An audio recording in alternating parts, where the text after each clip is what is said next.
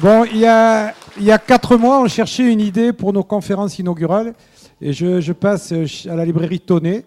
Et Jean-Jacques Tonnet, qui est un de mes anciens étudiants, me dit tiens, je viens de voir l'éditeur de Marcel Amont, son bouquin sort, ça peut être intéressant. Il me donne l'affiche, j'en parle au président, qui est un vieux fan de Marcel Amont.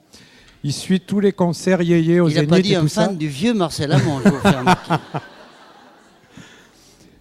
Et on a essayé d'avoir Marcel pour la première conférence inaugurale. Mais figurez-vous qu'à ce moment-là, tout le mois d'octobre, il jouait à Paris, au théâtre, à la Grande Comédie. À la Grande Comédie. Et certains jours, il jouait 2 fois par jour à 80 années. Et c'est quand même une très belle performance. Hein. Il y a des jours où j'avais 160 ans. Plus fort, tu parles plus près du micro peut-être, non? Oui, j'ai pas l'habitude. C'est ça, oui. Il faut que je te donne quelques conseils. Ouais, la coïncidence, c'est que pour la conférence inaugurale, certains d'entre vous y étaient, on a eu quelque chose de remarquable sur Boris Vian. Et dans la fiche que m'a donnée l'éditeur de Marcel Amont sur ce bouquin de souvenirs incroyable, vous verrez les photos. Vous allez tous acheter ça. Il le dédicacera bien sûr à la fin. Dis donc, je me permets de t'interrompre. Un bouquin remarquable. Vous allez voir les photos. Merci pour l'écrivain. Non, mais c'est par rapport à tous les gens que tu as rencontrés. Il y a des dessins pour ceux qui ne savent pas lire. Voilà. Bon, je crois que je vais arrêter, sinon là, je vais...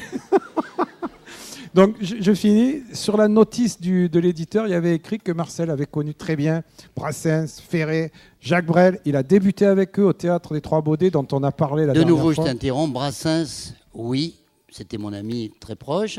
Brel... Ferré, assez peu. Mais t'es en photo avec lui.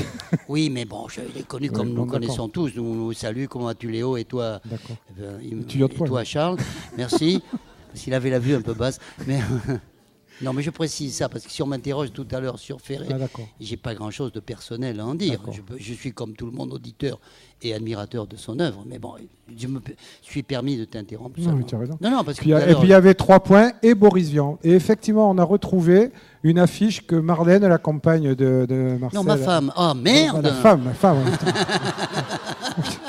J'ai tout faux. Regarde, t'as tout faux, quoi, finalement. Marlène, la femme de Marcel, m'a dit qu'elle avait l'original chez elle. 54, Théâtre des Trois Baudets, Fernand Reynaud, Marcel Amont et Boris Vian. C'est quand même... Je n'ai pas retrouvé. Si quelqu'un la retrouve, ça me fera très plaisir.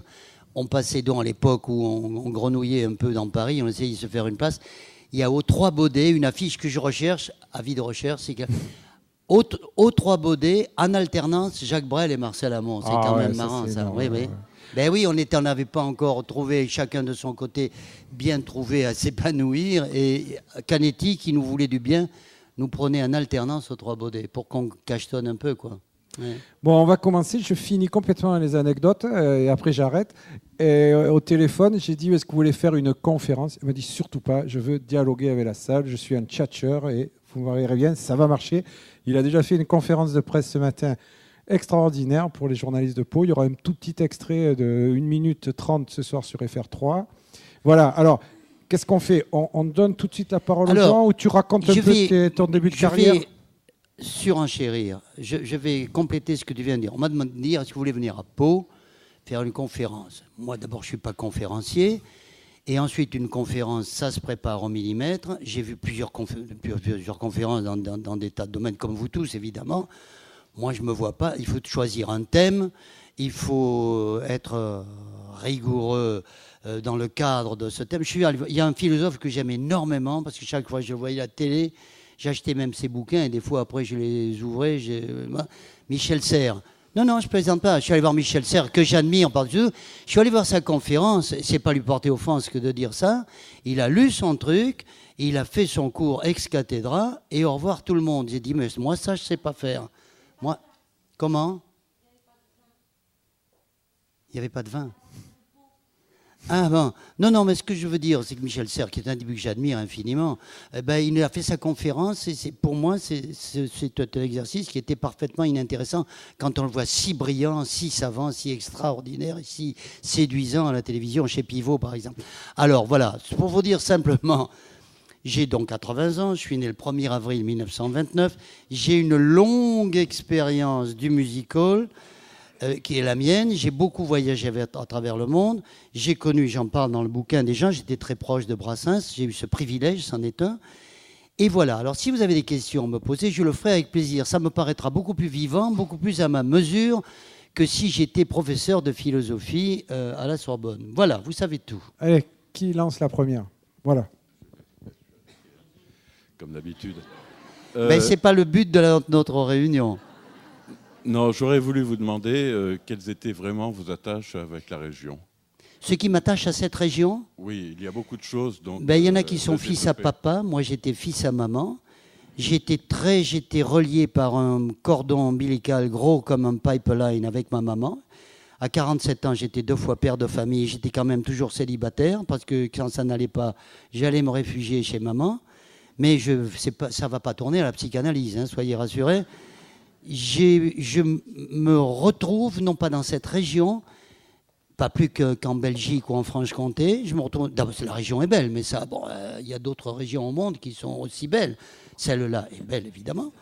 Ses habitants n'y sont pour rien, qu'elle soit belle. Il y a des gens fort sympathiques en Belgique, où je vais souvent. J'étais encore il y a 3 jours.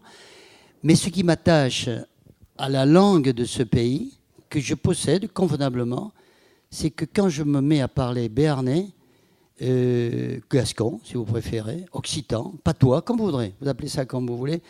J'ai 10 ans et je suis le fils de mon papa et de ma maman que j'aimais beaucoup, et qui ne sont plus de ce monde, évidemment.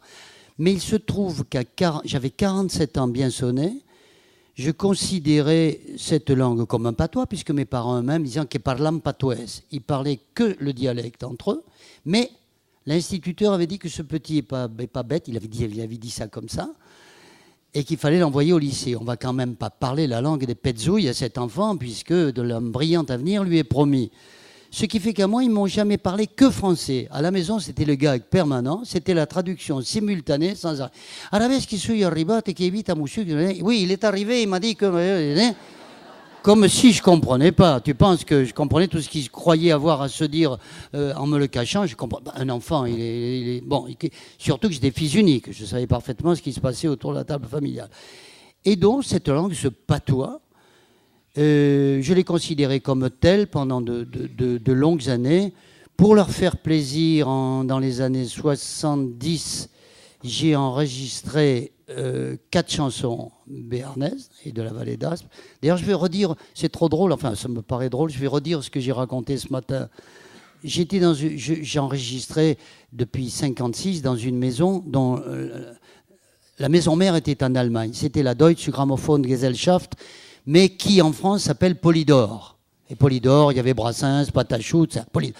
Et le directeur pour la France, c'était monsieur Wolfgang Zimmermann, qui parlait très bien français avec un accent à couper au couteau, mais il parlait un français remarquable. Et il me dit, c'était après Bleu Blanc Blond. Bleu Blanc Blond qui a cartonné. C'était la première fois que... Moi, je n'étais pas un vendeur de disques, je suis un homme de scène, je sais faire Poète Poète Tagada, tout ça. Bleu Blanc Blond, paf, succès, gros succès. Évidemment, la maison prend sa part, qui était léonine, qui devait être quand même de 90% ou plus que ça. Eh bien oui, c'est normal. Au début, on enregistre des débutants, et puis la maison y est de sa poche. Et puis là, tout d'un coup, quand ça bascule vers 1 million de disques, et ils m'ont dit, nous cherchons à vous faire plaisir. Qu'est-ce que vous voudriez faire? J'ai dit, écoutez, mon papa et ma maman sont béarnais, ils parlent toujours... Quoi? Béarn, le Béarn, c'est le Béarn. Henri IV. Ah, ouais, Henri IV, oui, Henri IV. Bon, et je voudrais faire... Il me dit, en béarnais. Il me dit, ah bon, attention, c'est pour ceux qui ont le disque, violon, sax, grand orchestre et tout. Mais à l'époque, c'était tellement pas mal perçu, cette histoire de langue régionale, etc., qui m'a dit, écoutez, mettez au moins un couplet, un refrain en français, parce que là, vous adressez à qui? À une telle minorité. Ce qui fait que je me suis cru obligé d'écrire un refrain, un couplet. Bête, c'est au départ, j'ai commis un couplet, un refrain qui n'ont rien à voir avec l'original, pour un petit peu faire allégeance. La tendance n'était pas du tout aux langues régionales. Bref, le disque, évidemment, est passé assez inaperçu, surtout après Bleu Blanc Blond. Et quelques temps après, Et le disque, il n'avait pas lésiné. Hein. Il y avait, je vous dis, pour ceux qui l'ont, il y a un orchestre avec violon, trompette, sax, etc. Il avait vraiment pas triché. Et un jour, il me voit, il me dit « Ah !» Alors on parle de l'avenir, de ce qui allait suivre, etc. « Ah, je voulais vous dire, l'opération Béarn est déficitaire. » Bon, alors ça veut dire, pour revenir après cette digression, mais je vais en faire d'autres, je suis assez porté sur les parenthèses interminables. Je veux dire que, à part ce disque, qui était pour faire plaisir à mes parents, moi je considérais ça comme les trois quarts des gens en France, que ce soit les Bretons à l'époque, hein, en 62, 63, comme les Bretons, peut-être pas les Basques, qui eux étaient plus... bon, ben oui, il ne faut pas oublier, les Basques, ils y prenaient quand même leur source, leur racine permanente de l'autre côté de la frontière, et où pendant 40 ans, ils ont subi une pression policière, enfin l'armée et la police de Franco, je ne vais pas vous refaire l'histoire, vous connaissez. Tandis que nous, les Bretons, les Alsaciens, tout ça... Bref, ma mère meurt. Et c'était pas prévu, ça. Si jamais c'est prévu que sa mère meure, mais c'était mon père qui était gazé de la guerre des 14, qui était d'une santé très fragile, très déficiente, alors que ma mère était un cheval de labour. C'est ma mère qui meurt.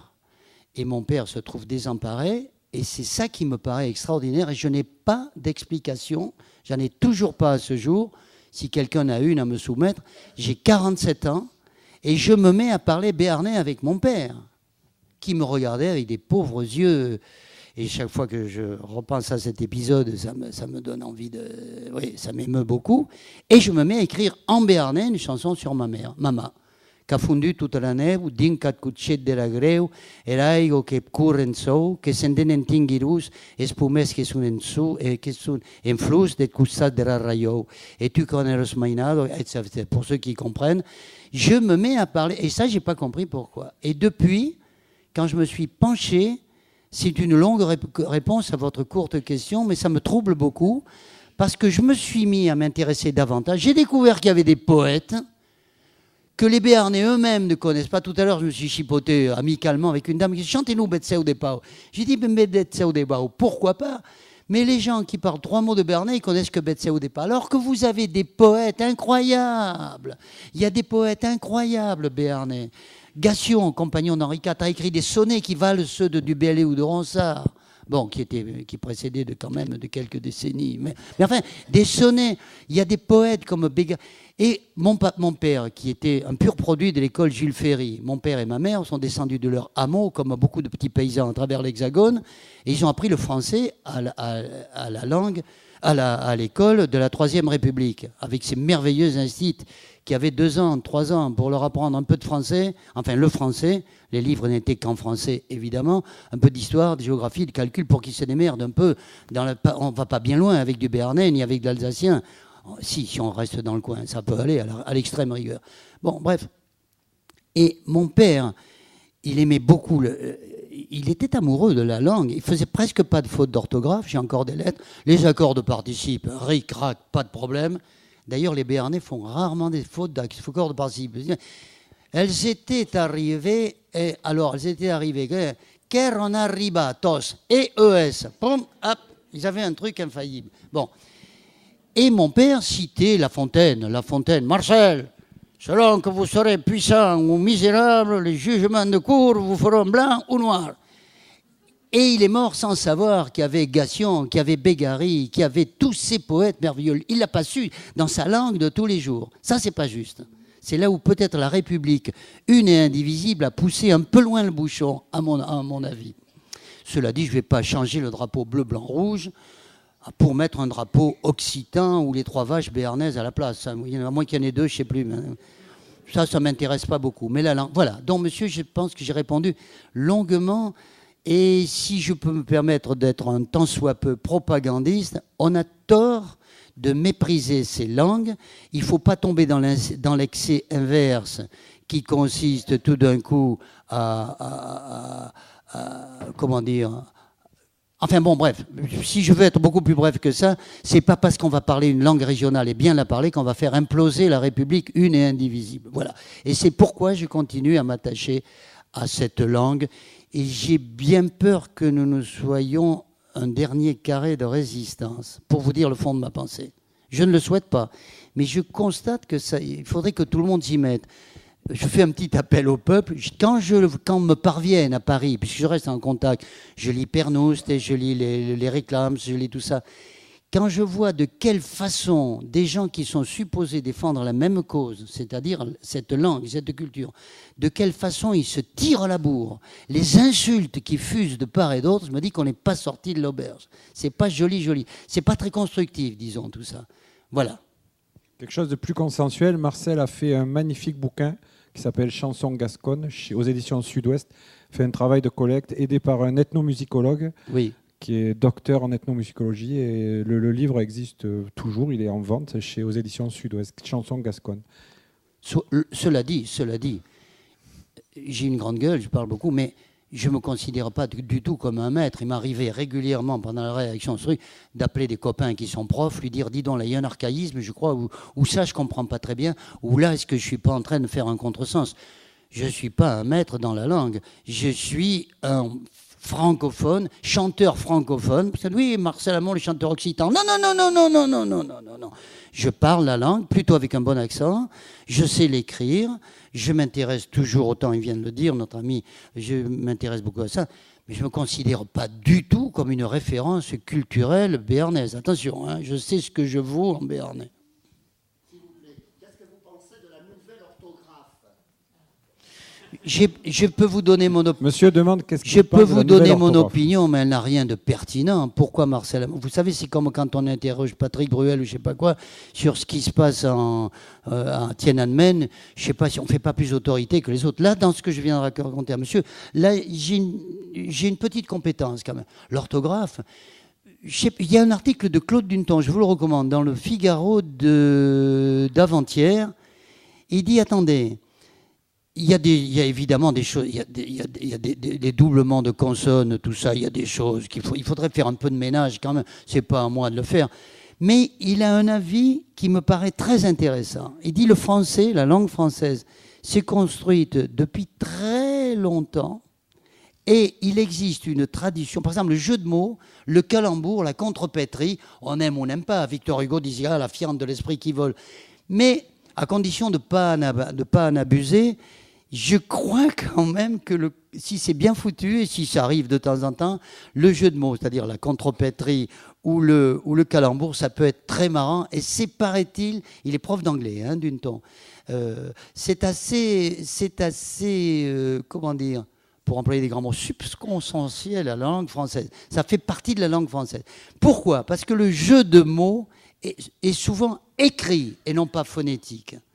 Je ne sais plus il cite, je ne sais plus à quel saint me vouer, à propos de quelqu'un qui était un peu cavaleur. Je ne sais plus à quel saint me vouer. Saint, S-E-I-N. Un anglais, il n'y a pas de quoi se taper le cul par terre pendant 1 heure. Mais enfin, c'est un petit jeu de mots qui est assez propre à la langue française, paraît-il. Alors donc, réforme de l'orthographe, si on se met à tout réformer, à écrire en phonétique, comme les Espagnols qui écrivent, je crois, hein, je ne parle pas espagnol, le football, F-O-U-T-B-O-L, moi je veux bien, mais on va perdre beaucoup de choses. C'est la thèse de Dunton. Non, mais je parlais de la nouvelle orthographe en béarnais. Oh, je m'en fous, alors, je m'en fous. Moi, je me suis rallié à l'écriture normalisée. Je me suis rallié à l'écriture normalisée parce voilà, quand on est en minorité, il faut chercher des alliés. Les alliés, qui sont-ils? Ce sont les Provençaux, les Languedociens, les Limousins, puisque vous savez, les grandes tendances, c'est... Pardon? Non, je parle des Occitans. Il y a donc, catalan mis à part, il y a la Provence, le Limousin, le Languedoc et la Gascogne. Les 4 grandes tendances. Je crois que j'en ai pas oublié. Bon. Si vous pouvez être lu dans votre langue grâce à une écriture normalisée, c'est-à-dire non phonétique, si vous pouvez être lu à Béziers, voire au pays Mistral, prix Nobel de littérature en provençal 1902. Au passage, glissons ça. Bon. Si vous pouvez être lu en Provence dans votre langue, ça accroît les troupes de gens qui disent quand même que ces langues ont le droit de survivre. C'est en quoi l'écriture normalisée me convainc. Maintenant, maintenant, est-ce qu'il faut se bagarrer pour dire SH ou X? Ça ne m'intéresse pas du tout. Je laisse ça aux spécialistes. Ce qui est intéressant, c'est que la langue puisse être véhiculée par une écriture sur laquelle la plupart des gens s'accordent. Je connais des gens qui parlent béarnais, donc mon ami Conto Carrère, par exemple, c'est pas Einstein, mais enfin c'est un monsieur qui était ingénieur des ponts et chaussées. Lui, il veut pas entendre, c'est donc pas un plouc borné, il veut pas entendre parler de l'écriture normalisée. Il veut lire dans l'écriture, dans la graphie Gaston Phébus, qui est phonétique. Ben, c'est son droit, il faut lui foutre la paix, il ne faut pas lui faire honte. Ouais, l'écriture des... Comment ils appellent ça? L'oubergonius, le honteux, l'écriture bergonius. Ça ne m'intéresse pas beaucoup, ça. Je laisse un peu les spécialistes décider. Je suis désolé de vous décevoir, mais je pense que l'essentiel du problème n'est pas là. Bon, je crois qu'on pourrait quitter le Béarn et monter à Paris. Là. Tu as fait beaucoup de bals, tout ça, et il y a une période, donc tu passes du bal à une carrière qui est la tienne. Ça se passe comment? Ah, bon, donc pour revenir... Tu me ramènes. Là. Moi, j'ai trouvé ça passionnant. Tu me ramènes. Ah ouais, mais voilà, on dit beaucoup oui. De gens sont venus pour ils parlent écouter tous de leur souvenirs. nombril. Pour une fois que je voulais faire mon petit pédant un peu là. Voilà, non, mais on peut continuer sur le Béarn, bon. Mais je crois que beaucoup de gens sont venus pour t'entendre parler de ta carrière, de ta sachez-le, sachez-le pour ceux que ça intéresse, mais il faut croire que ça vous intéresse. Vous savez que je venais. Je ne suis pas né en Béarn. Je n'y ai pas vécu. Sauf pendant les vacances, on allait chez grand-mère quand j'étais jeune. Je ne suis pas né, je n'y ai pas vécu. Je n'ai aucune raison ni aucune envie d'y vivre. Qu'est-ce que vous voulez que je fasse après la vie que j'ai eue, que j'aille élever des chèvres en vallée d'Aspe? Mais ça m'est jamais venu à l'idée, mais jamais, jamais. Cela dit, vivre en Béarn, si c'est pour vivre à Pau, ou si c'est pour vivre, ou alors si c'est pour aller ou dans le coin, à Bayonne, quand vous voulez, hein, ça quand vous voulez. Mais qu'est-ce que vous voulez que j'aille foutre en vallée d'Aspe? Tout en gardant le plus grand respect pour mes... Évidemment. Mais pourquoi voulez-vous que... Mais attendez, mais c'est pas offenser les Aspois que de dire que j'ai aucune envie d'aller y vivre. Allez passer des vacances l'été, oui. Mais qu'est-ce que vous voulez que j'aille faire là-bas? Et ne vous en trouvez pas offensé. Qu'est-ce que je vais aller faire là-bas? Bon, allez, on va à Bordeaux et à Paris. Je suis pas... Alors, je suis parce pas... qu'il y a des gens qui vont se mettre en colère. Je ne suis pas né en Vallée d'Aspe, je répète. Maintenant, vous savez, j'ai des amis en Belgique, en France-Comté, même au Japon. Hein, bon. Alors, quand je me suis mis dans la tête, j'ai raconté tout à l'heure, papa, hein, j'ai raconté... Ils n'étaient pas là. Ils n'étaient pas là quand j'ai raconté. Non, c'est pas les mêmes. On a changé de public. Il n'y a donc pas de récidiviste alors. 2 ou 3, pas plus. Bon, alors, je suis un peu amené à me répéter, mais je pense que c'est marrant. Donc, papa et maman avaient eu une enfance très dure. Maman orpheline à 6 ans, papa orphelin à 7 ans. Berger, les grands-pères, berger. Qu'est-ce que vous voulez qu'ils soient employés à la BNP? Sûrement pas, ça n'existait pas. Bon, ils étaient donc berger. Bon, les deux grands-pères meurent à peu près à la même époque, vers 1910 par là. Chez ma mère, il y avait un peu de terre, mais 4 filles pour faire marcher un terrain en pente, faire marcher, comme on disait. Ça, c'est pas possible. Dès qu'elles ont pu, elles sont parties boniches à la ville, Bordeaux, et il faut les comprendre. Ma mère, quand je disais à ma mère, mais maman, mais on vous faisait passer, à l'époque, ça se faisait beaucoup, il y avait parquet ciré, on vous faisait passer la paille de fer, mais c'était tuant. Elle me dit, oh, mon petit, c'est rien à côté de faire les foins. Donc, chez papa, alors le Zola dans la montagne, parce que chez papa... C'était vraiment la misère. Bon, je ne vous raconte pas, mais il ne faut pas faire de misérabilisme, mais c'était très, très, très dur. Avec ses 5 enfants, dont 2 morts en bas âge, probablement de malnutrition. Bref, je ne veux pas trop faire vibrer cette corde de sensiblerie-là, mais enfin, ça a existé, c'est comme ça. Et papa était brillant en classe, à l'école de monsieur Apathy. Mais les enfants, une bouche de moins à nourrir. À l'époque, on n'hésitait pas, même si l'école était laïque et obligatoire, on n'hésitait pas à prendre un môme. L'instituteur il fermait un peu les yeux, mais on avait besoin des mômes pour guider les vaches, tout ça. Il allait dans les fermes, une bouche de moins à nourrir. Domestique, on disait, bailette. On disait, quelle bailette. Bon, et il était, comme il aimait beaucoup l'école, il aimait beaucoup ça, et ce qu'on lui avait mis dans la tête, ça n'était pas sorti. Après, il s'était cultivé, il allait au cours du soir à Bordeaux, tout ça. C'était un syndicaliste actif. Et il n'avait pas pu avoir le certificat d'études. Et ça, papa, alors, ça lui restait en travers du gosier.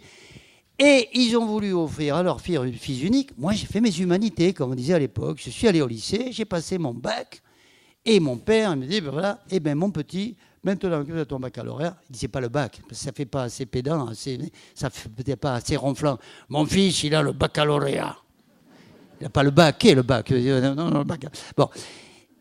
Et pour les récompenser, mal les récompenser, au lieu de poursuivre, j'ai dû aller voir un petit peu à la fac. Hein. Le prof de droit, je n'ai pas trouvé sympathique. Je me suis inscrit au Conservatoire d'art dramatique, Bordeaux. J'ai donc été étudiant là pendant 2 ans. Et j'ai compris que c'était ma vocation. On s'approche. Et papa était malheureux, quoi. Lui, il n'avait pas pu même aller jusqu'au certificat d'études. Et ce galapien, là, on lui offre sur un plateau tout ce qu'on n'a pas eu et au-delà. Et alors, il était furieux. Maman essayait de le calmer. Elle disait, oui, mais tu sais, c'est sa vocation. Ah, vocation. Mais il chante bien. Mais le voisin en face aussi, il chante bien. Et il a un métier au moins, il va travailler. Et à moi, il me disait, et alors? Quand j'ai dit non, j'ai craché le morceau un jour. J'ai dit, tu sais, Marcel Amont, parce que je commençais à faire des petits galas par-ci, par-là. On me voyait dans les baloches. Après, j'y viens. Je fais toujours des réponses très longues aux courtes questions. Et papa me disait, mais alors, tu te figures qu'on va te payer pour faire le camp? Et alors, je ressors cette réflexion dans les galas. Je raconte ce que je suis en train de vous dire. Là, alors, j'ai un jeu de scène qui amuse les gens. On va te payer pour faire le camp. Et je regarde le ciel et je regarde les spectateurs et je dis, hey, regarde, papa. Donc, quand j'ai pris conscience que c'est ça que je voulais faire et rien d'autre, que je voulais aller sur les planches, j'ai commencé à faire ce qui était possible à Bordeaux. Il se passe, je le rappelle, mon enfance est bordelaise, j'ai vécu jusqu'à 20 ans à Bordeaux, et pour gagner un peu d'argent, parce que il se rendait compte quand même que je n'étais pas une feignasse, mon père, que je ne glandais pas. Tout ce qu'il y avait à prendre comme petit cacheton pour que je vous ramène à la maison, je le faisais. Les balles, Cabrel a fait ça beaucoup plus tard. On est beaucoup à avoir débuté à la balle, parce qu'il n'y avait que ça. Et ça aussi, c'est le syndrome du soliste. C'est-à-dire, vous avez un orchestre qui joue. Voilà, prenez, puisqu'on aime le jazz, on a cette passion en commun. Moi, je suis allé voir des orchestres, beaucoup d'orchestres de jazz après la Libération. Les grands Américains sont venus, tout ça. Vous avez les gens qui jouent. Vous avez, mettons, un pupitre de sax, de trompette, etc. Très bien. Et tout d'un coup, il y en a un qui se détache du groupe et il vient devant faire son solo. Tout d'un coup, toute l'assistance le regarde. Les autres font tagada derrière et lui... Et c'est le syndrome du soliste, parce que c'est une maladie. Tout d'un coup, on vous regarde. Et comme on vous regarde, dans le pupitre, à la rigueur, vous pouvez envoyer une fausse note. Mais là, non. Elle va être à votre compte, la fausse note. Eh bien, c'est la même chose. Dans le baloche, tout d'un coup, vous sortez de l'orchestre et vous venez chanter votre tango, votre passo doble, je ne sais pas quoi. C'est vous qu'on regarde. Et c'est là où vous prenez la mesure du contact personnel avec le public. Ce qui fait que beaucoup d'entre nous ont fait leurs arts. D'autres les ont fait, d'ailleurs c'est arrivé bien plus tard, au Club Med ou ailleurs. Parce que même si c'est... Voilà, ce que je suis en train de faire, je le fais parce que c'est facile, vous êtes bienveillant, vous êtes tout ça, mais c'est quand même le contact avec le public. Je connais des gens, moi, qui sont de brillants, des universitaires brillants, ils sont morts de trouille d'être dans la situation. Là, je suis assez décontracté parce que je sais que personne ne me veut de mal. Mais quand même, vous êtes en point de mire, on vous regarde. Si vous dites une connerie, elle est pour vos pieds, c'est vous qui l'avez dite, c'est pas lui, là. Ouais, c'est pas lui, c'est vous qu'on regarde. Et je connais des gens qui faisaient des conférences, justement.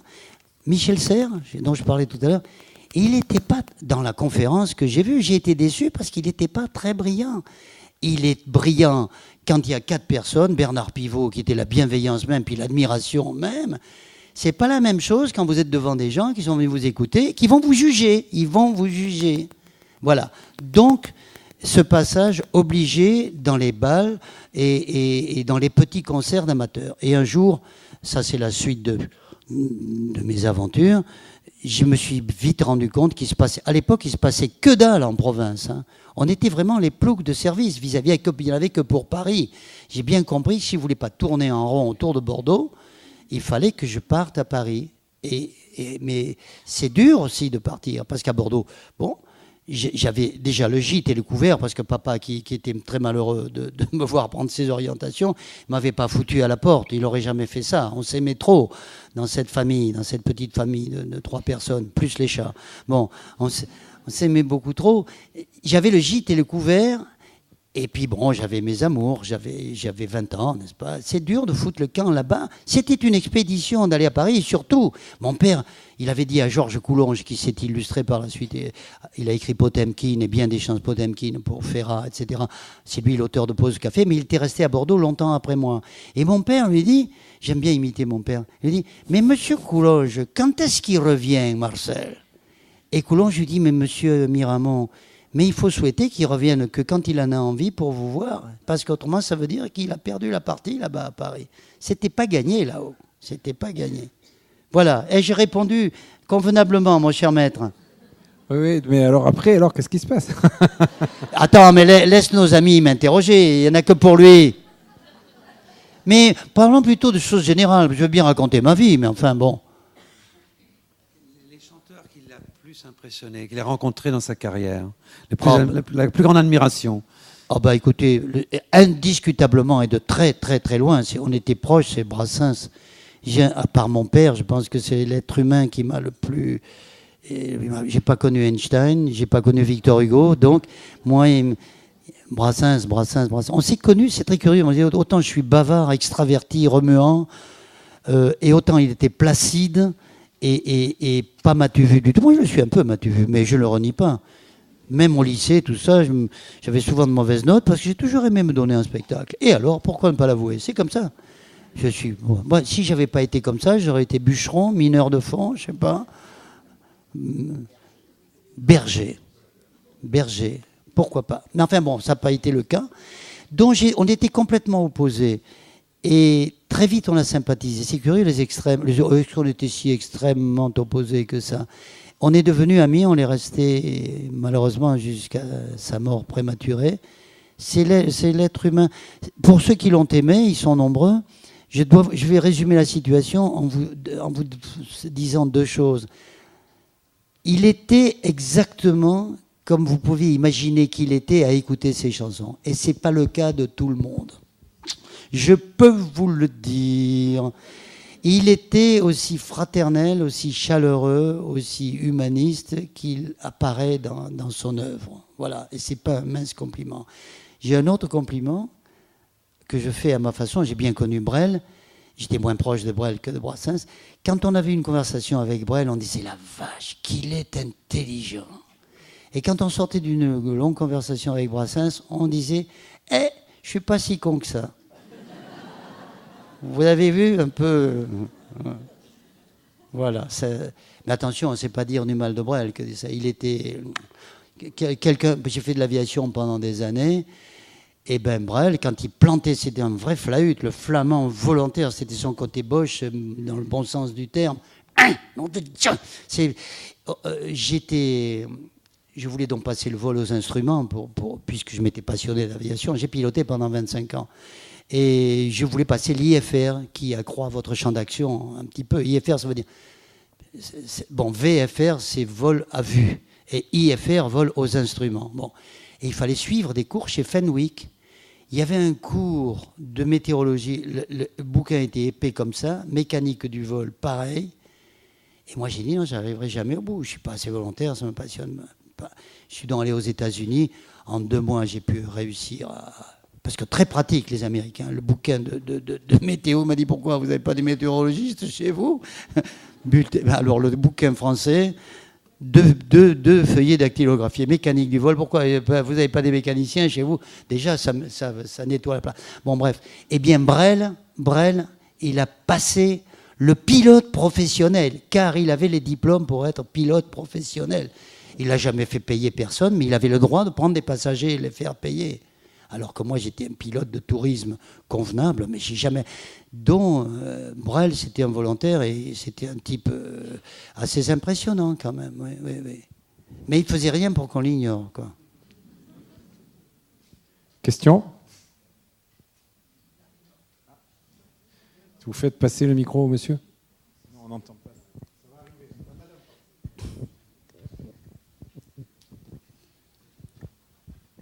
Que les questions restent convenables, s'il vous plaît. Oui, il y a une chose que j'aimerais beaucoup savoir. Vous avez donc parcouru le monde avec vos chansons, vos textes, qui sont des textes en français. Lorsque vous êtes allé, par exemple, au Japon, aux États-Unis, enfin dans bien d'autres régions, comment peut-on avoir un contact avec le public alors que l'on est sur scène avec une langue différente? Formidable, votre question. Je ne plaisante pas, parce que ça va me permettre, là encore, d'occuper un quart d'heure tranquille. D'abord, je me suis toujours fait un devoir dans les nombreux pays où je suis allé, mais il y a des pays comme l'URSS. J'ai fait une tournée en URSS, et j'ai pas appris le russe, parce que d'ailleurs, mais quand je vais au Japon, je parle pas japonais. C'est l'essentiel, domo arigato, mushi mushi. Mais j'ai appris quand même 2 chansons en japonais. C'est la moindre des politesses, parce que j'y allais assez souvent. Est-ce que parmi vous, il y en a qui ont appris ou qui ont des notions de japonais? Bon, on ne fait que chinois à Lutla. Merci, ça va me permettre de vous bluffer. Non, mais j'ai appris une chanson japonaise qui s'appelle... enfin, elle a été traduite en français. Si vous voulez entendre comment ça sonne. Ue o muite aruko namida ga kobore nai yoru omoidasu haru no hi hitori bochi. Ça ne veut pas dire allez vous faire cuire un œuf, ça ne veut pas dire... Bon, vous m'applaudissez en confiance. Non, il y a juste un son... Il y a juste un son qui n'existe pas en français, c'est l'anga, namidanga, namidanga. Mais ça, je suis assez mariole pour ce genre de truc. Bon, bref. Alors, à part cette politique, en anglais, bon, moi j'ai fait allemand première langue, et là aussi, c'est comme pour l'aviation, on apprend très mal les langues étrangères en France. On vous apprend les règles grammaticales. Je sais qu'à Auf, bei, mit, nach, seit, von, zu, régisse le datif, après, je ne suis pas foutu de demander mon chemin. Bon. C'est pas une bonne façon d'apprendre les langues. Une bonne façon d'apprendre les langues étrangères, c'est de vous pousser dans le bain, y compris en faisant des fautes. Tant pis. Moi, j'ai appris, comme beaucoup de potages, je ne sais pas s'il y en a beaucoup parmi vous qui ont fait allemand, on apprend Herr König par cœur. Wer reitet so spät durch Nacht und Wind, es sieht der Vater mit seinem Kind, hat den Knaben wohl in dem Arm, etc. Und so weiter, und so weiter. Et puis après, vous êtes même pas foutu. Bon, c'est pas une bonne façon d'apprendre. Ça, c'était une parenthèse. Mais en anglais, en allemand, en italien, mais là j'ai vécu en Italie, donc immergé dans le pays, ça c'est facile. Surtout, excusez-moi de revenir, surtout avec le béarnais. Mais quand vous pensez un peu, et je chante en espagnol, je ne connais pas l'espagnol, mais quand je chante en espagnol, les Espagnols ne croient pas que je ne suis pas, que je ne parle pas espagnol. Qui parle espagnol? Bon, et ben là, je vais vous chanter en espagnol. Vous allez pas croire. Je parle. Dios te ha dado la gracia del cielo, María Dolores, y en tus ojos, en vez de miradas, hay rayos de sol. Déjame que te cante, morena de mis amores, un bolero que ensalce tu garbo que está en español. Olé, olé, te mueves mejor que las olas, y tienes la gracia del cielo, la noche, etc., etc. Pourquoi le béarnais et la feuille? Bon, ça c'était... Non, m'applaudissez pas pour cet exercice de cabotinage. Bon, ça, alors l'italien ne parle pas. L'amour, ça fait piova di rotto sulla città, cerco l'ombrello, ma l'ombrello non ci sta. Quando non piove, trovo dove devono proprio capitare tutte a me. Che plau tant et tant sus la ville, che cerchi parapluie dappertutto. Ah non, mais c'est la même langue, avec des variantes. Bon, alors, ça c'est la première partie. Politesse, on parle la langue, qu'on la baragouine avec comme l'anglais et l'allemand. Maintenant, j'avais mis au point un truc, et j'en revendique la paternité, et ça m'a réussi dans tous les pays non francophones. Pourquoi? Parce que quand vous arrivez, vous êtes Juliette Gréco, vous chantez Saint-Germain-des-Prés, vous chantez Sartre, vous chantez ces gens dont les textes priment, alors à ce moment-là, vous représentez Saint-Germain-des-Prés, et là, vous vous adressez à un auditoire limité, mais qui connaît le français ou qui trouve snob de le connaître. Et là, vous pouvez chanter en français, carrément. Montand ne chantait pas en russe. Je vais peut-être chanter une chanson en russe, mais communiste français, je parle de l'époque de sa tournée en URSS, puisqu'après, a cambiato. C'est son droit, pauvre Yves, que j'ai tellement admiré. Bon, c'est différent. Moi, je suis un visuel. Je fais le lapin, les chameaux. Si je chante, moi, vous savez pas beaucoup de tubes. J'ai en 60 ans 10 fois moins de tubes que Stone et Chardin en 10 ans. Eux, ils ont 10 chansons, 10 tubes. Moi, je chante des choses visuelles. Je ne parle pas de Bleu, Blanc, Blond, le Mexicain. Je dois avoir 5 ou 6 tubes. Si vous interrogez nos amis qui sont là, vous n'êtes pas foutus de m'énumérer 10 tubes. Je n'en ai pas 10. Mais ce que je revendique comme personnage, c'est d'être un visuel, et de faire des choses qui ne sont pas compréhensibles si vous ne les expliquez pas. On est en plein dans votre question. Alors, Yves Montand, il y avait M. Ashihara qui était un... Comment s'appelait le nôtre, Marlène? Qui était... Comment on l'appelait? Ce sont des gens, les Japonais, quand ils se mêlent de connaître quelque chose de la France, ils le connaissent à fond. Il était prof d'université, spécialiste dans la chanson. Vous pouvez l'interroger sur Damien, sur Béranger au XIXe siècle. C'était extraordinaire. Alors on m'a raconté ce qu'il faisait. On est en plein dans votre question. Il se met dans un coin. Maintenant, mesdames et messieurs, alors le projecteur s'éteint sur Yves Montand. Maintenant, Yves Montand va chanter une chanson qui dit que les lumières, les néons qui se reflètent sur le pavé mouillé de la ville où il vient de pleuvoir, et après les taxis attendent, l'autre il attend là. Et devant les gars. À Paris, quand ton amour fleurit, Yves Montand, qui était la vie même, Battling Joe, machin, tout ça. Et encore Battling Joe, ça bougeait assez. Vous pouvez dire c'est l'histoire d'un boxeur. Mais à Paris, allez donc traduire à Paris et japonais. Alors, l'idée m'était venue avec un copain, parce que j'étais déjà allé une fois au Japon, mais moins longuement que les autres fois. Et ce gars-là, c'était très marrant. C'était un gars, je vais vous présenter M. Masumi Okada. Bonjour, M. Masumi Okada. Ils vont dire, bonjour, M. Hamon, je suis content de vous voir. Et d'où tu sors, toi? Il me dit, ben voilà, mon père était japonais et ma mère suédoise, mais je suis né à Nice et j'ai passé les 12 premières années de ma vie à Nice. Et qu'à un moment de la guerre, mon père, patriote, est rentré au Japon, mais j'ai continué à parler français. Je lui dis, tu sais ce qu'on va faire, Masumi? On va faire un truc. Tu vas m'indiquer quelques mots clés. Par exemple, je sais que korogi, c'est le grillon. Alors, on avait mis une espèce de faux dialogue ensemble. Je savais à quel moment je devais... Bon, par exemple, alors il faisait... Je faisais... Je chantais la chanson du grillon. Toute, chaque, toute...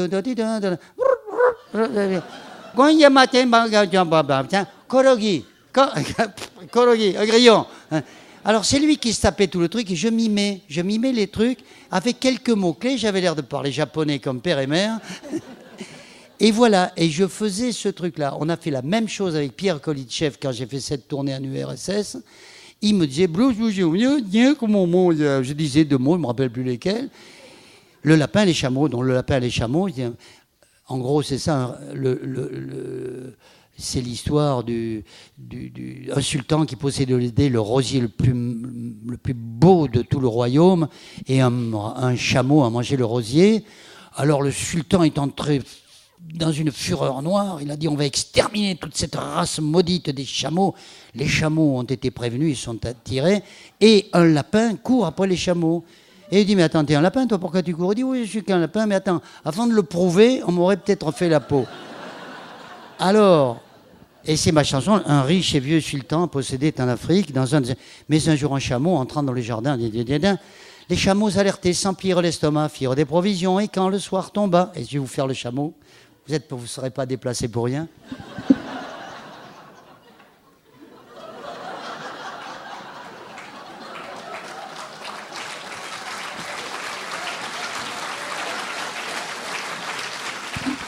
Merci. Donc, j'ai raconté l'histoire. Chameau, j'avais dû apprendre, je ne sais pas comment on dit. Alors, donc, voilà. Et j'avais 4 ou 5 jalons comme ça. Chère madame, vous me donnez l'occasion. Alors, je ne sais pas si le procédé m'a été piqué, mais je l'ai utilisé. Bon, en Italie, je n'ai pas besoin. Si je travaille vraiment en Espagne, je n'aurai pas besoin. En Allemagne, je n'ai pas besoin. Dans les pays anglophones, je n'ai pas fait grand-chose dans les pays anglophones.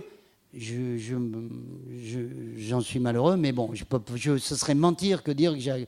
Mais bon, j'ai chanté en Colombie, j'ai chanté dans des pays hispanophones, j'ai pas de problème. Là, j'ai pas de problème. Mais en japonais, en russe... Pardon ? Non, je chante en hollandais. J'ai chanté une chanson en hollandais. C'est affreux. Bleu, blanc, blanc en hollandais, c'est épouvantable. Mais je sais dire, mesdames, messieurs, la mode... J'ai appris, mais ça, phonétique, hein, par cœur, j'ai dit. Alors, la mode des nous traversons une mode de chanteurs sud-américains. Je vous chante maintenant une chanson française chantée à la mode sud-américaine intitulée « Viens ». Alors, ça donne... Ah, je vous épate là. Zuid-Amerikaanse zangers is de grote mode in Frankrijk. Ik breng u nu een Franse chanson, gezongen op Zuid-Amerikaanse wijze, getiteld Kom. Voilà. Mais quand on parle un peu allemand, un peu anglais, on arrive à se démerder, à tricher. Bon, voilà, je suis heureux que vous me donnez l'occasion de revendiquer publiquement la paternité de ce procédé. D'autres questions, s'il vous plaît ? Le micro est là. Mais attendez, donnez un micro à madame qui a une toute petite voix. Caio budget, ora vez nous pot pas nous va pas briguendene.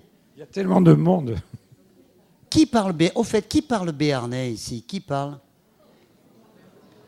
Eh, il y a quand même une minorité. Oui, mais c'est pas un reproche pour ceux qui ne parlent pas. Non, mais je peux très bien comprendre qu'on habite Pau et même qu'on soit béarnais de souche et qu'on ne parle pas la langue. Oh, c'est pas une obligation. Soyons pas chauvins et sectaires. Petit papa... Non. Quand vous voudrez. Allez.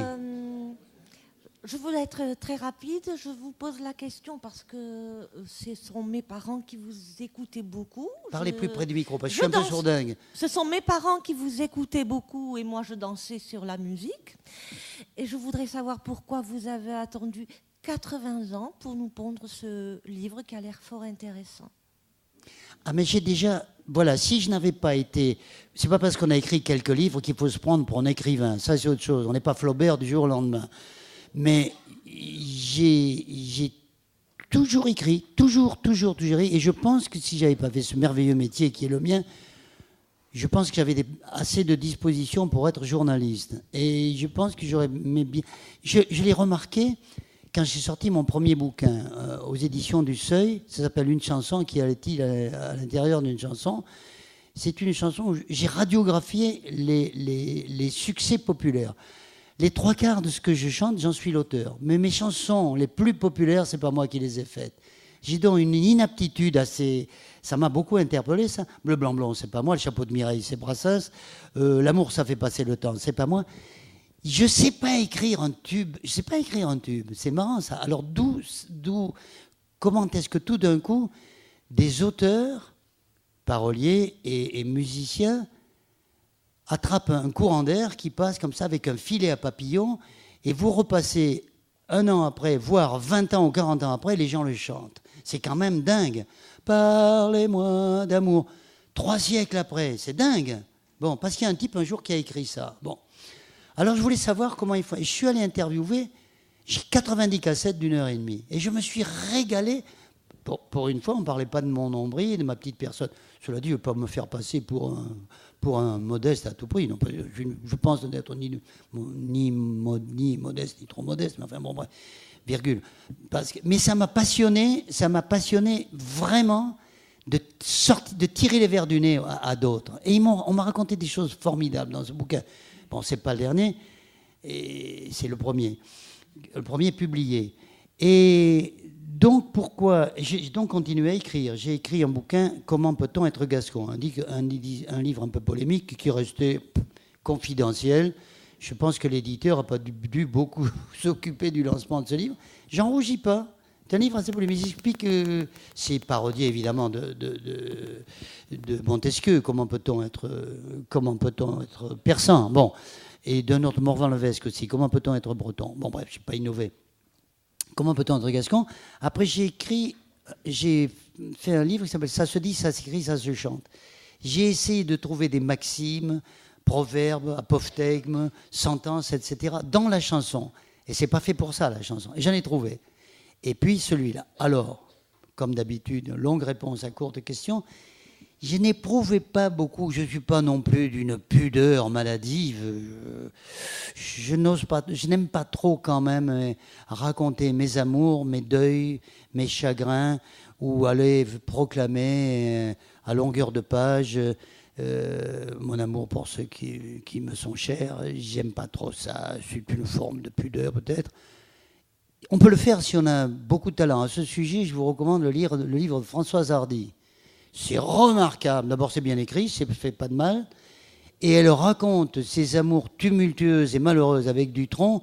On se dit, oulala, ça va coûter cher à la fin. Eh ben non, elle le fait. Voilà. Ben pas moi, je ne sais pas le faire. Moi, c'est pas mon truc. Alors, j'avais envie de raconter mes souvenirs. Je ne voulais pas trop parler de mes amours, parce qu'après tout, ma femme est au courant. Je l'ai connue, ça fait 32 ans qu'on est mariés. Elle se doute que je ne suis pas arrivé comme ça. J'ai une fille qui a 52 ans.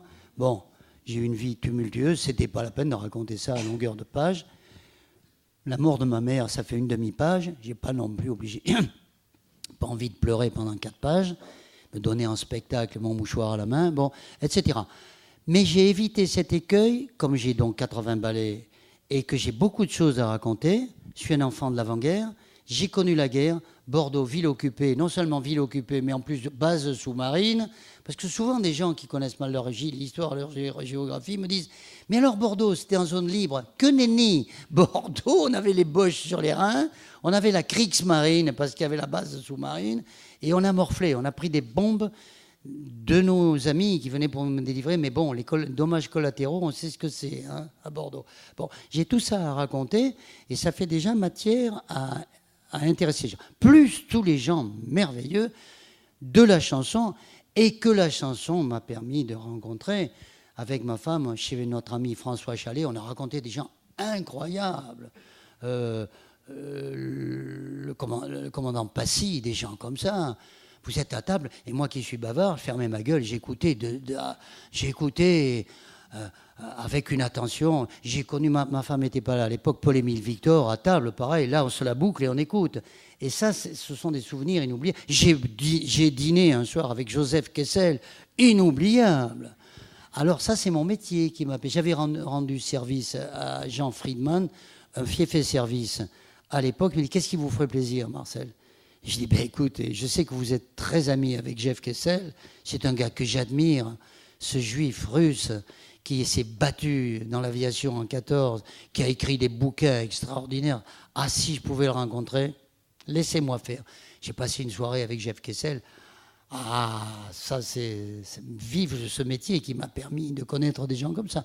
Et quelques autres. Voilà. Alors ça, c'est peut-être plus intéressant que de savoir dans quelle position. Bon.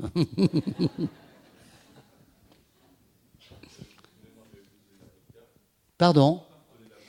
Non, justement pendant ma tournée à l'URSS, je m'étais inventé une maladie de foie grave. Nous levons notre verre à l'amitié franco-soviétique. Plaque. Eh bien, bien sûr, mais je sais bien, parce que lui, alors, était bien imbibé. Mais attention, vous avez vu le 1m80 de muscles, 1m90, quoi. Bien espalute et tout. Bon, hein. Et alors, là-bas, en Russie, ça, c'était marrant pendant ma tournée. Mon père était donc, vous l'avez compris, mon père, il était plutôt... bon, il n'était pas à droite, nous dirons. Bon, bref. Et là-bas, nous buvons à l'amitié franco-soviétique. Gloup, très bien. 2 minutes après, il y en a un autre qui se lève. Nous levons notre verre à Papa Miramont. Gloup. Après, à la fin, c'était les musiciens, le batteur, le machin. Ouh, j'ai dit, là, je finis pas la tournée, les enfants. Alors là, j'ai dit le lendemain, excusez-moi, je suis navré, mais comme... Et dit, c'est bon, les blignis avec de la flotte, c'est pas terrible, mais c'était ça ou pas chanter. Alors je dis, oh, je suis malheureux de ne pas pouvoir trinquer avec vous, mais... Ah bon, alors s'il est malade, il faut lui foutre la paix, mais... Me regarder d'un sale œil, quand même. Le mec qui ne boit pas, là-bas, il n'est pas bien vu, hein. Ben, vous avez tous vu à la télévision, Yeltsin bourré comme une vache, en train de faire rigoler Clinton. Ben, il était beurré, il paraît à mort. Mais ils se reconnaissent dans le... Bon, enfin, cessons de... On va me prendre pour un anti-russe primaire. Bien. Rebondissez, monsieur. Attendez, on ne vous entend pas. Vous avez oublié que L'histoire j'étais de sourd. l'URSS, est-ce que vous avez eu envie ou pas envie, je ne crois pas, c'est vous qui le direz, d'engagement politique ou d'engagement dans vos chansons par rapport à la politique française, quelle que soit la période, comme Montand le faisait? Bon, j'ai jamais fait mystère. Vous savez, je le dis d'autant plus volontiers. Ah, puis je vais vous chanter une chanson. Tiens, ça va vous divertir. Ça va vous divertir. Je suis entouré de gens qui partagent pas mes idées. Vous savez, sur 4 enfants, il y a toutes les opinions. Ça va de Besancenot à Sarkozy. Non, il y a dont je suis très respectueux. D'ailleurs, vous allez comprendre en écoutant ma chanson tout à l'heure. Je suis très respectueux des opinions de chacun. On est en République et pour moi, c'est pas un vain mot. Je serais plutôt de philosophie progressiste et il m'est arrivé de m'engager comme citoyen. C'est peut-être pas ce que j'ai fait de mieux, mais je l'ai fait. Bien. Cela étant dit, pour faire de la chanson militante, mais il faut du génie. Des chanteurs engagés, j'en connais pas beaucoup, des chanteurs engagés, mais que je considère moi comme des chanteurs engagés. Moi, j'en connais 3. Je connais et de talent, et au talent desquels je souscris. Brassens et Brassens. Parce que qu'on me dise que Ferrat est un chanteur engagé, non, c'est un merveilleux chanteur qui est magnifique quand il chante la montagne, mais quand il se mêle nous donner des leçons politiques, c'est pas bien, c'est pas bien. Donc, vous savez, il ne faut pas confondre les bonnes intentions et le talent. Bon, ça c'est mon opinion, et ça n'est que mon opinion. Moi, je trouve que je n'ai pas le talent pour faire ça. À un moment donné, quand j'étais très malheureux parce que ma mère était en train de mourir, j'avais pas envie de rigoler. Je me suis laissé à écrire quelques chansons engagées marginalement. Il y en a une qui faisait « Quand le printemps », c'était au moment du printemps de Prague, et il y avait Pinochet en même temps au Chili. Et j'avais écrit, ça n'est pas passé sur les antennes, mais il y a quand même le disque qui reste, « Quand le printemps s'éveille à Prague, quel temps fait-il à Santiago ?» etc. C'était une chanson sur le mode... mais bon, je disais ce que j'avais à dire sur ces 2 dictatures qui se valaient. Bien. Mais ça n'a intéressé personne. Les gens qui venaient me voir n'étaient pas venus pour ça. Ils étaient venus pour oublier leurs soucis pendant 1 heure. Ils n'étaient pas venus pour que je leur fasse part de mes réflexions sur la dictature à travers le monde. Ça ne veut pas dire que ceux qui savent le faire ou qui ont envie de le faire, après tout, le fassent. Ah, mais j'ai rien contre. Ce que je refuse, c'est qu'on vienne me reprocher d'être un chanteur superficiel qui s'occupe que de lui et que les malheurs du monde n'intéressent pas. Qu'est-ce que c'est que ce discours démagogique ? Non. Moi, si je ne l'ai jamais fait, ou si peu, c'est parce que je ne sais pas le faire. Je n'ai pas le talent pour le faire, et c'est l'une des choses les plus difficiles au monde. Voilà, c'est ma réponse. Alors... la chanson, allez, la chanson, c'est le moment. J'avais pas prémédité de vous la chanter, mais je vais vous la chanter.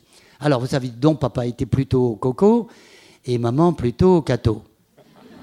Ce qui, à l'époque, était antinomique.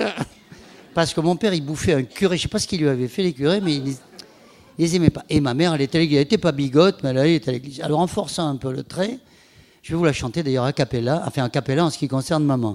En ce qui concerne papa, ça aurait peut-être été à celui-là. Mais enfin, bon. Alors, papa était coco, maman était cato. Je suis né parmi les fossiles, les marteaux, les crucifixes et les madones. Mi don Camillo, mi pépone. Ah, je signale que j'en suis l'auteur, parce que qui pourrait écrire une chanson aussi autobiographique ? Je me suis retrouvé en sandwich entre Pidou et Vla. Dimir Ilitch, Cato Coco, il n'y a pas vraiment de quiproquo, il n'y a pas photo, mais pour moi c'était le statu quo, Kremlin, Vatican, ex aequo. Du coup c'est le grand méli-mélo, les cocktails Molotov de vin de messe et de vodka, les pot-pourris d'International et d'Ave Maria, les fêtes de l'humain et les kermesses du patronage, les enfants du bon Dieu et les canards sauvages, les orgues de Staline et les trompettes de Jéricho, les chœurs de l'armée rouge et les zouaves pontificaux, la croix, la bannière et le front populaire. Ah, vive la révolution et la calotte et le goupillon. Tsan, tsan, tsan, tsan. C'est pas fini. C'est pas fini. Papa était coco, maman était cato. Je suis né parmi les fossiles, les marteaux, les crucifixes et les madones. Mi don Camillo, mi pépone. Maman chantait miséréré pendant que papa bouffait du curé. Cato coco, y a pas vraiment de quiproquo, y a pas photo. Mais pour moi c'était le statu quo, Kremlin, Vatican, ex aequo. Du coup, c'est le grand méli-mélo. Je fais des cocktails Molotov et des salades russes, de petits livres de Mao Tse-tung et d'Orémus, des panaches et de gros rouges qui tâchent avec de l'eau bénite, discours de Fidel Castro, dialogue des carmélites, Bernadette Soubirou et Arlette Laguillet, bigote du parti, grenouille de bénitier, la nef de la chapelle Sixtine et le cuirassé Potemkin. Ah, j'ai longtemps vécu l'enfer entre le ciel et le rideau de fer. Tsin, tsin, tsin, tsin, c'est pas fini. Du coup, je suis pas coco, je suis pas cato. Avec moi, ce fut comme un double fiasco. J'ai entendu trop de cantiques qui n'avaient pas l'air très catholiques. Même si c'est tiré par les tifs, mon bilan est globalement positif. Chers camarades, mes bien chers frères, faites des manifs, des prières. Debout les damnes et de la terre, le royaume des cieux vous est ouvert. Prolétaires de tous les pays, aimez-vous les uns les autres. Suivez les plans quinquennaux prêchés par les apôtres. Tous les chemins mènent à Rome et c'est très bien, car Dieu reconnaîtra les siens. Oh, car Dieu reconnaîtra les siens. Tsin, tsin, tsin, tsin, c'est fini.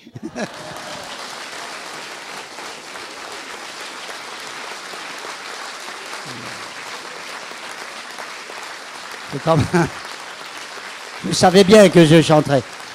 Je savais que je ne chanterais pas Betsé ou des Pau, mais je ne savais pas que je chanterais. Bien, alors voilà, monsieur, vous m'avez permis, vous voyez, de glisser. Madame, mais attends, on vous entend pas. Prenez un micro, s'il vous plaît. On vous entend pas, je vous entends pas. Quittez ses lunettes. Est-ce que vous avez échangé avec Georges Brassens à ce sujet? Parce que je trouve quand même qu'il y a beaucoup de points communs entre vous, c'est-à-dire que son père bouffait du curé, sa mère était très catholique et il était fils unique comme vous, sauf qu'il avait une demi-sœur. Il était fils unique, mais il avait quand même une demi-sœur. Oui. Hein. Il avait une demi-sœur que j'ai connue, d'ailleurs je connais ses neveux, tout ça. Ben, on parlait de toutes choses. Attention, il avait la dent dure, il était marrant, il était sympa. Et il n'était pas ours, c'est curieux quand même de penser. Il était timide en public, hein. Mais alors il se déchaînait. On se marrait. Un jour, Cavana, qui est un copain, qui est l'anarchiste, il me dit, je sais que t'es pote avec Brassens, j'aimerais bien le connaître, parce que vraiment, je lui dis, mais qu'à cela ne tienne, je fais connaître 2 personnes grâce à Brassens. Ben, je vous dirai après. Et, ah oui, après je vous raconterai l'anecdote que je raconte là-dessus, sur Maurice Chevalier. Mais enfin, restons sur Cavana. Et je lui dis Cavana, il me dit, ah oui, formidable, quand tu veux. On a passé une soirée incroyable à parler de ça et du reste. Ah oui, mais il n'était pas pontifiant, hein, il était nul en sciences, en maths, tout ça. Mais attention, c'était un rat de bibliothèque, c'était un érudit. Il avait une mémoire incroyable. Il savait des vers par centaines, par cœur. Il avait, pendant ces années où moitié clodo, SDF chez Jeanne, là, et y compris les années où il s'est planqué pour ne pas retourner en Allemagne, il avait bouffé des bibliothèques entières. Et il avait eu le temps de beaucoup réfléchir. Bah, nous tous, moi, bavard, extraverti, tout ça, je l'ai dit tout à l'heure. Mais on pouvait parler de ça, bien sûr, on pouvait parler de ça. Mais Brassens, de temps en temps, il ne donnait pas de leçons. De temps en temps, si on disait une grosse connerie, c'était la maïeutique avec la Brassens, à la façon de Brassens, mais il vous accouchait comme ça, mais sans faire des discours. Il faisait de temps en temps, il y avait un sourcil qui se levait, ou alors il faisait On avait compris. On avait compris. Et bon, mais il n'était pas... Ces problèmes... Il bouffait pas du curé, lui. Il était très copain, d'ailleurs, avec le petit abbé là, qui était confesseur de sa mère et tout ça.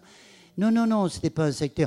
Mon père aurait pas fait de mal à une soutane, mais enfin... Quand je les avais amenés à Rome avec ma fille aînée, et il n'a pas décoléré de voir autant de richesses et voir les mecs qui faisaient la queue dans la... Quoi, ils n'ont pas assez d'argent encore, il faut qu'ils fassent la quête.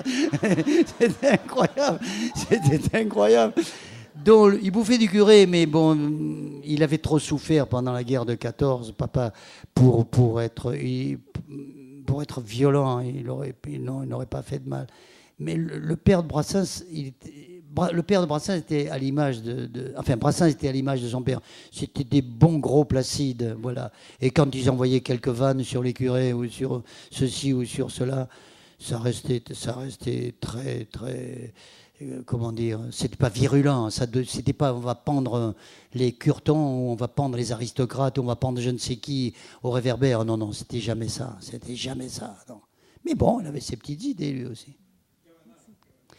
Pareil, Cavana est un pacifique et un pacifiste, il est les deux. Mais dans ses écrits, parfois, il n'y va pas avec le dos de la cuillère. Boum, pareil, ouais. Voilà. Ah, l'anecdote. Ah, ben ça, oui. Yes. Mais attendez. Oui. Eh bien, ça aussi, c'est une belle leçon d'humilité. Maurice Chevalier avait été quand même une immense... On aime ou on n'aime pas. Moi, j'avais une immense admiration pour lui. Il avait été quand même pendant 7 ans à Hollywood, #1 dans le monde entier. Et il y a encore aujourd'hui des gens qui mettent en canotier et qui disent « I'm going to sing for you my last song » en imitant Maurice Chevalier, encore maintenant. Hein. On parle de mon temps, de tout ça. C'est Maurice Chevalier. Bon. Et Maurice Chevalier, quelle humilité. Il était notre papa à tous. On allait chez lui, il venait nous voir, il allait voir. Et je lui ai dit un jour, Maurice, vous êtes le pater familias des gens du métier. Hier encore, vous avez Gary Grant chez vous, je sais, et vous aviez Audrey Hepburn qui est venue la semaine dernière. Bref, c'était un mec d'une dimension incroyable qu'on en a eu peu internationalement en France. Et il me dit, j'ai entendu, même chose que Cavana, il me dit, j'ai entendu dire que vous étiez ami avec Brassens. Je ne voudrais pas prendre de bide quand même, je voudrais le rencontrer. Mais vous savez, je suis un vieux monsieur quand même, je ne voudrais pas me faire rabrouer, mais je ne voudrais pas qu'on me snob. Maurice, vous en faites pas, je vais lui demander. J'ai dit à Georges, dis donc, le vieux voudrait te voir. Oh, quand il veut. Et ça a été inoubliable. C'est en 2 volets, je raconte le premier. Inoubliable. Il avait sa guitare toujours dans sa... Il a chanté au vieux toutes ses chansons, même des chansons que Maurice avait oubliées. Il les lui a chantées. Non, Maurice, le 2e couplet, ça fait plein... C'était un moment formidable. Et le lendemain, il me dit, alors, t'es content? Je lui dis, écoute, tu te rends compte, avec l'aubade que tu as donné à Maurice Chevalier, tu te rends compte s'il y avait eu un magnétophone? Il me dit, Counifle, pourquoi tu ne l'as pas fait? Je lui dis, et si je l'avais fait, qu'est-ce que tu penserais de moi? Elle me dit, ah oui, c'est vrai. Mais quel document exceptionnel on aurait eu là. Alors ça, c'est la première histoire. La deuxième, c'est marrant ça. Ma mère, qui était une paysanne descendue de sa vallée d'Aspe, elle avait appris avec quelques voisines quelques recettes qui sortaient de son... Elle ne savait pas faire que la garbure quand même, et les plats d'ici. Elle avait appris quelques trucs avec des voisines, tout ça. Et notamment, elle excellait dans la préparation du lapin à la moutarde. Le jour où il y a Maurice Chevalier et Brassens, mais Brassens venait souvent, bon. Et elle faisait ce qu'il aimait, les pâtes, les charcuteries, tout ça. Ça lui avait il tapait un peu trop sur la charcuterie et avec ses reins, c'est une parenthèse, il avait été obligé d'y aller mollo. Mais avant, bon, bref, jusque-là, ça ne s'était pas présenté. Elle fait son lapin à la moutarde. Et tout le monde se délecte. Bravo, Madame Miramont, très bien. Ma mère, toute heureuse de faire plaisir à ses convives. Et Georges, vous en reprendrez. Non, Madame Miramont, ça va, j'ai bien mangé. Mais vous avez aimé? Ah oui, c'était excellent. Bon, c'était très bon. Eh bien, reprenez ça. Ah, alors juste un peu, hein, parce que j'ai plus faim. Bon, il en reprend. Je rentrais justement du Japon, je pars, je rentre. Dis donc, rappelle-moi, Galopin. Le Galopin rappelle. On se voit demain, oui. Alors, je vais chez lui, rue Santos-Dumont. Alors, ça va. Il me dit, je voulais te dire. Je ne pouvais pas te le dire au téléphone et comme ça, mais voilà, je vais te dire une chose importante. Comme je viens souvent chez toi, monsieur est au Japon, qu'est-ce qu'on peut bien avoir à foutre au Japon? Enfin bref, pendant que tu étais là-bas, au bout du monde, Maurice, il m'a rendu ton invitation. Il m'a invité chez lui. D'ailleurs, on en a refait une autre plus tard. Il m'a invité chez lui à Marne-la-Coquette. Il a vu chez toi que je reprenais du lapin à la moutarde. Et qu'est-ce qu'il y avait au menu? Du lapin à la moutarde. Or, tu le diras avec ménagement à ta mère, je déteste le lapin, et particulièrement quand il est à la moutarde.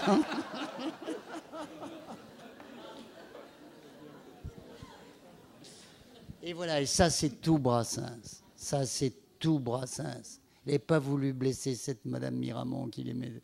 Et voilà. Mais vous savez, quand il m'a donné les chapeaux de Mireille, je traversais une période sentimentalement. Je peux dire ça devant ma femme, elle n'était pas encore dans les courses. Bon. J'allais pas bien. J'avais des chagrins. Bon, ça n'allait pas. Parce que madame, vous le savez peut-être pas, mais j'ai un cœur également. Bon, bref, ça n'allait pas. Il le savait évidemment, puisqu'on se voyait souvent. Et je vais chez lui, et il avait l'habitude de faire ça. Il le faisait à Maxime Le Forestier, à Moustaki, tout ça. Il testait un peu ses nouvelles chansons. Et entre autres, il en avait 2 ou 3 des nouvelles. Le chapeau de Mireille, quand en plein vol, je l'ai rattrapé. Ouh, les bonnes, celles-là, je lui dis, celle-là, ça va cartonner, ça. Rechante-la moi, le chapeau de Mireille. Et j'étais à des années-lumière de m'imaginer ce qui allait arriver. Il me dit, elle te plaît? Je lui dis, tu rigoles, j'en ferai mes beaux dimanches. Ben, je te la donne. Et il me l'a donnée. J'aurais pas eu des soucis, il me l'aurait pas donnée, il l'aurait gardée pour lui, parce qu'il ramait bien assez pour écrire ses nouvelles chansons. Il me l'a donnée. Et il ne l'a jamais chantée. Elle était ma propriété d'interprète et il ne l'a jamais chantée. Et l'année d'après, on passe chez les Carpentiers. Il y a Tchernia, Mariti Carpentier, tout ça. Alors Georges Bleuve, et je chante le chapeau de Mireille. Elle dit, moi, dites donc, vous avez fait un cadeau, Georges. Je dis, il m'a fait un cadeau royal. Georges, vous avez fait un sacré cadeau à votre copain Marcel. Il dit, oh, il l'a chanté mieux que je n'aurais fait.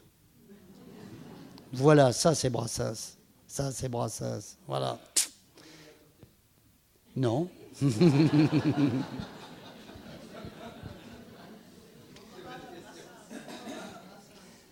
Ouais, grand monsieur est bon. Et Boris Vian, dont vous partagez l'affiche en 54, vous êtes extraverti, vous avez une présence scénique formidable, et lui, il ne bougeait pas, il paraît qu'il ne bougeait pas. Il était comme ça. Ben, c'était pas son truc, il n'était pas là comme moi pour faire des galipettes. Mais il avait tout de suite... Non, c'était un gars que je ne l'ai pas du tout fréquenté comme Brassens, mais au cours du passage aux Trois Baudets, on avait sympathisé. J'ai été probablement, hormis lui-même, le premier qui a chanté la Java des bombes atomiques. Mon grand-père, un fameux bricoleur, faisait un amateur des bombes atomiques. Mais à l'époque, je n'enregistrais pas de disques. Je n'ai enregistré de disques. J'avais déjà 7 ans de métier. Les jeunes, maintenant, ils s'impatientent quand au bout de 3 mois, on ne les a pas enregistrés. Au bout de 7 ans, je n'ai enregistré mon premier disque en 56. Je n'enregistrais pas de disques. Et Reggiani, oui. Et Reggiani qui s'est mis à la chanter après, puisqu'il était le comédien que nous savons, le merveilleux comédien que nous savons, il s'est mis au tour de chant, il a inclus dans son tour de chant la Java des bombes atomiques et il l'a enregistré. Et moi, quand je me suis mis à enregistrer des disques, j'ai chanté un répertoire un peu plus personnel. Mais voilà, bon, j'étais très copain, oui, avec Boris. C'était un type délicieux, délicieux. Je l'ai moins connu, je répète, que Brassens, dont j'étais très proche, mais c'était un type très sympathique. Ingénieur de centrale, quand même, c'était pas une nouille. Hein. Et il aimait la chanson, hein. C'était il aimait rigoler, il avait un sourire de gamin, il riait de toutes ses dents. Et il était assez statique, mais c'était pas son truc. Il venait chanter ses trucs. C'est l'époque où il chantait Le Déserteur. Tous les soirs, il y avait des commandos, des mecs de parachutistes qui venaient pour lui casser la gueule. Lui, il se déballonnait pas. Il avait le micro, il chantait « Je suis le président ». Et les gens venaient, beaucoup de gens venaient pour... Ils savaient qu'il y avait de la bagarre aux Trois Baudets. Et moi, je regardais ça tous les soirs parce que ce gars était adorable. C'était un petit théâtre, 300 Trois Baudets, oui, un petit théâtre. Mais j'allais chez lui, là-bas, à côté de chez Prévert, au Moulin Rouge. Là-bas. Oui, bon, quel malheur de mourir si jeune et d'aimer autant la vie. Mais il paraît que, moi, il ne m'a pas fait ce genre de confidence. Il savait que ça allait mal se finir, sa maladie de cœur, à l'époque, oui, il le savait. Ce qui fait qu'il brûlait un peu la chandelle par les deux bouts. Oui, mais enfin, bon, je ne peux pas dire que j'ai connu. Mais je l'ai côtoyé, et c'était un type, il fait partie de la liste des gens que j'ai bien aimés, oui. Il y avait Fernand Reynaud aussi, le même affiche c'était que autre vous. chose, oui. C'était autre chose. Il communiquait moins. Immense talent, je l'ai bien connu. Il m'a remplacé quand je suis tombé malade dans la tournée Jean Nohain. C'est Fernand Reynaud. J'étais un petit peu le factotum. Je faisais un numéro d'acrobate, de faux acrobate 1900 avec mes fausses moustaches. Et on faisait moi, j'étais pas porteur évidemment, mais je faisais quelques équilibres, quelques sauts périlleux arrière, tout ça, en faisant et hop, on faisait un numéro. Je présentais la première partie et je faisais mon tour de chant. Et je suis tombé malade parce que j'avais un peu exagéré. Un peu brûlé, moi aussi, la chandelle par les 4 bouts. Regardez bien, il y a 4 bouts à une chandelle. Et dont un an de sana. Et Fernand Reynaud m'a remplacé avec tout le talent que l'on sait. Mais je n'ai pas été proche de lui comme ça. Je savais qui... Vous savez, on se côtoie beaucoup dans ce métier. On attend dans les coulisses, dans les galas, dans les émissions de télé. Il y a beaucoup d'attentes. Alors, il y a des affinités. Il y a bien sûr des affinités. Moi, je vois, ça va passer dimanche. Je ne sais pas ce qui va rester de tout ce qui aura été coupé. J'ai fait une émission avec Baffy. J'étais en bonne compagnie. Il y avait Bec Bédé pour son livre et Vincent Delerme. On a tout de suite sympathisé avec le petit Delerme. J'aime bien ce qu'il fait, ce petit gars. J'aime bien Fanny Ardant, tout ça. Bon, dans la coulisse, en attendant de passer, on a pas mal parlé, on a échangé. Bon, ça se passe comme ça se passe comme chez les cantonniers et les instituteurs à l'interclasse. Hein. Pareil, l'interclasse, pas chez les cantonniers. Dans le livre, il y a une photo de Thomas Dutronc. Vous semblez avoir un bon espoir sur Thomas. J'ai connu, pareil, non, je l'ai peu connu. Non, mais Thomas, on s'est rencontrés. Le fils, Thomas. Oui. Il y a une photo de Thomas. J'ai pas mal croisé à l'époque. C'était l'une de celles que je préférais parmi les yéyés. Il y avait des gens, je me disais bien. D'ailleurs, beaucoup d'entre eux ont été des feux de paille. J'aimais bien ce que faisait François Hardy. Elle était fascinante. Je la trouvais d'une beauté très, très peu habituelle. Elle ne répondait pas aux normes, aux canons de l'époque. Je trouvais qu'elle avait beaucoup de classe. J'aimais beaucoup le son de sa voix. Elle était très statique, mais enfin, on ne lui demandait pas de faire les pieds au mur, la mère Françoise. Et on avait pareil, un jour, dans une réception à la SACEM, il y a Thomas qui est là, qui est venu vers moi, qui m'a dit des choses très aimables. Je lui ai dit ce que je pense d'ailleurs, que j'aime beaucoup la musique manouche, en souvenir du Django Reinhardt de notre jeunesse, et que j'aimais beaucoup sa chanson...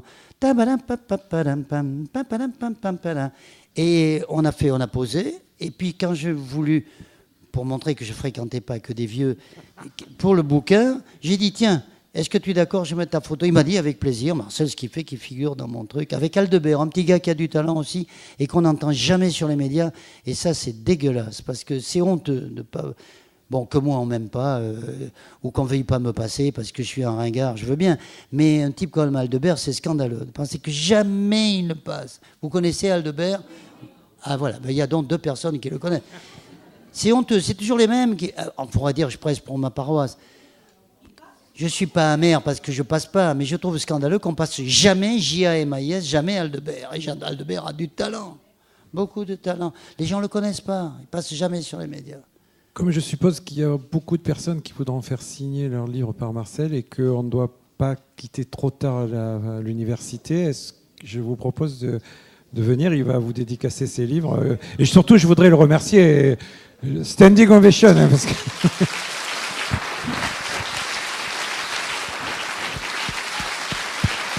ça, c'est maman, c'est pas papa, ça. Nous le remercions vraiment d'être venu. Hein.